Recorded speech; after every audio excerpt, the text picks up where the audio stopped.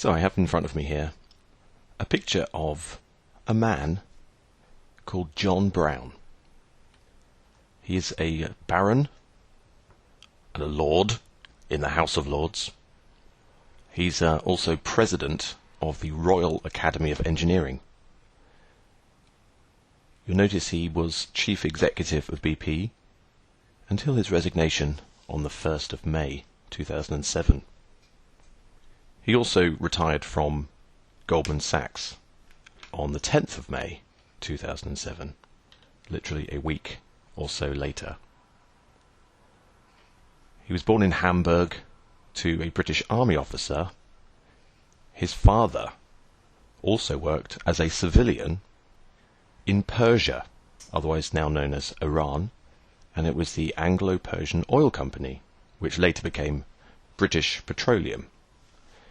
He started in BP as an apprentice in 1966 while he was still at university, and he remained with the corporation throughout his career. Now, certain people accuse this man of being irresponsible and ruthless, namely a journalist called Tom Bower. Tom Bower accuses Baron Browne of pursuing an irresponsible and ruthless program of cost-cutting at BP that compromised safety, and thus the man most responsible for a string of major accidents, including the Texas City refinery explosion in 2005 and the Deepwater Horizon explosion in 2010. Tony Hayward was the man in the press at the time who was the chief executive, who was getting all the flack. He'd only been working there for 3 years. The big boss that had been there for most of his life had recently left, and they say that the legacy of cost-cutting due to the engineering and risk assessment was minimized. And this was the guy who was ruthlessly minimizing the staff at BP and cutting the cost as much as possible. And the accusation is that it was all or nothing. Either these things exploded or they worked particularly well, as he is the director of the Royal Society of Engineering. An interesting thing about this guy as well is that he's got a huge list of honorary doctorates. And it's like too many to read. It's like 20 or something, but it's like Imperial College London, University of Belfast, University of Dundee. He's the Mendeleev University of Chemical Technology of Russia and the Arizona State University. He's also associated with Cambridge University. He's an honorary fellow of Cambridge, and he's a senior member of one of the colleges in Oxford. So this is a man who's got his finger in a lot of pies. Now, when he lost his job in 2007, it was amongst a scandal in the newspapers that he was hiding his sexuality, and he didn't want to come out, and he tried to stop the press releasing the information by using the courts, and he failed, and they released it, and it was this big scandal, and he disappeared. But the argument is that was the cover story, that they outed him through his misappropriation of funds from BP, namely lots of flights for his little buddies. And that's how they got rid of him. But they wanted to get rid of him because of how dangerous his engineering was, risky. And he's involved with a few other organizations that are quite interesting.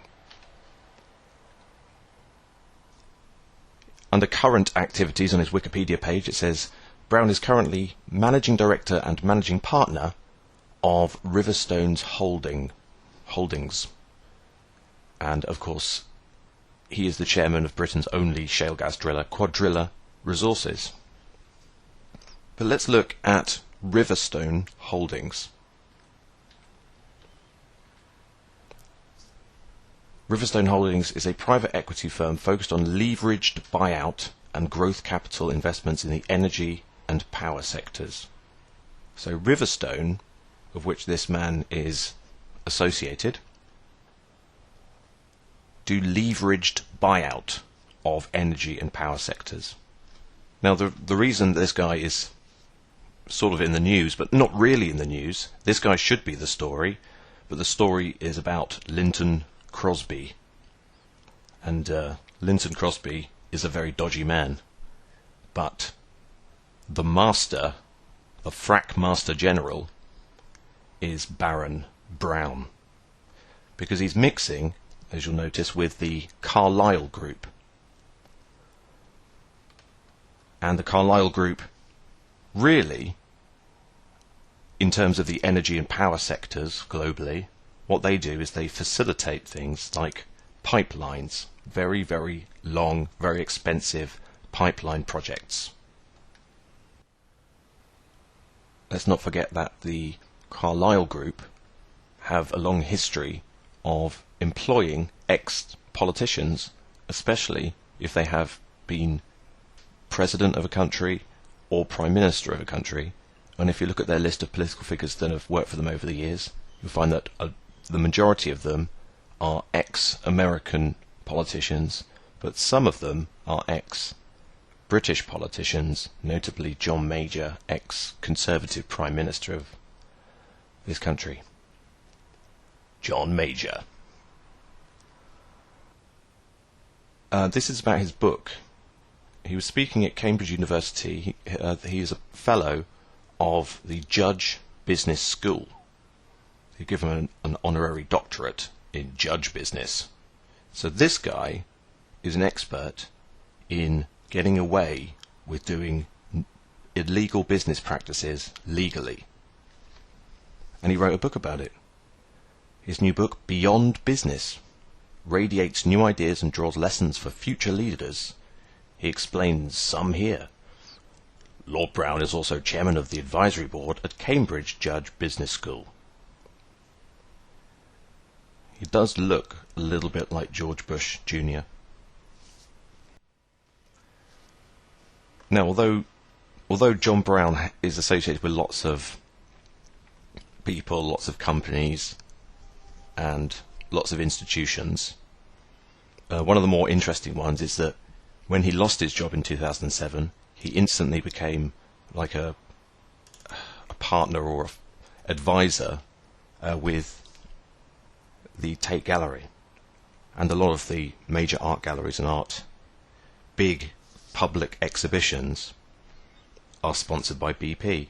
And I've seen them. They've got cups that say BP, they've got water bottles that say BP, they've got little hats that say BP.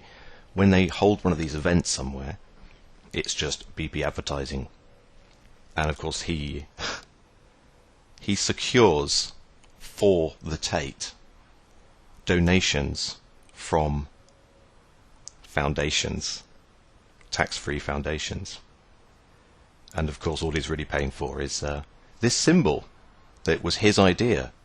Baron Browne came up with the idea for making the green image beyond petroleum, because he wanted to corner every energy market in the future, because maybe he saw that gas could be used. The argument is that it's greener. Linton Crosby is in the news at the moment because he's associated with David Cameron, and there's a so-called lobbying scandal going on. Something, of course, David Cameron said that he would get to the bottom of when he was talking about others, but then it quickly found out that it was actually him who was closest to it, and still is to this day, because the major deal that's going through at the moment is to create pipeline and fracking contracts throughout the United Kingdom. Linton Crosby is also associated with Boris Johnson, and Boris Johnson is openly pro-fracking every stone. Never mind the idea that the guy that's in charge of basically creating this frack empire has a terrifying record of things exploding massively and all the workers dying and contaminating large areas of land or water. But they say it's safe. So whenever we're seeing anything in the news that uses the word lobbying, we can pretty much be sure that that's part of the cover-up reputation management campaign about deflecting public view against what's really going on, which is with the US and the EU trade deal, there's huge amounts of privatizations of British services who are automatically going over to people, almost like a non-bid contract, to very specific people. And the thing that's going on here is not energy for Europe or energy for Britain or having gas on site so it's cheap and easy and minimize risks. It's not about that. It's about the international corporate ownership of the next big piece of infrastructure, which will go seamlessly from Britain into France and into Europe, these massive pipelines, and these pipelines do not respect political boundaries. They don't care what country they're coming through. They can dominate you politically until you agree that you should have a pipeline through your thing, and it's through your land or through your country, and it's none of your business. That is what these people are up to, but they won't tell you that on ITV or the BBC or Sky News. What they're going to do, just shove a picture of a baby in your face.